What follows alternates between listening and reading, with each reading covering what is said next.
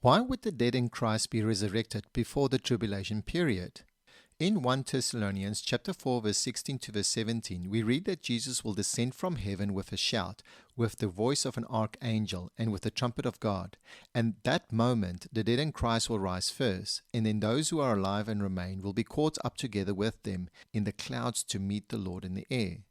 Paul affirms this in 1 Corinthians chapter 15 verse 51 to verse 52, where he writes, "We shall not all sleep, but we shall all be changed in a moment, in a twinkle of an eye, at the last trumpet. For the trumpet will sound, and the dead will be raised incorruptible, and we shall be changed." Both of these passages makes it clear that the dead in Christ will be raised incorruptible, and those who are alive will also be transformed when Christ returns. This raises a theological issue for those who believe this event takes place before the tribulation.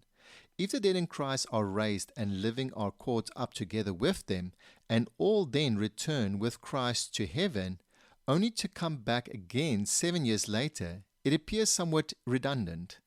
Let us consider that every disciple of Christ who dies is already in heaven with him. Paul explains this in 2 Corinthians chapter 5 verse 1 to verse 10, describing our earthly bodies as a tent and expressing confidence that to be absent from the body is to be present with the Lord. That's verse 8. Similarly, in Philippians chapter 1 verse 23, Paul says he desires to depart and be with Christ, which is far better, yet for the sake of the church it was necessary for him to remain.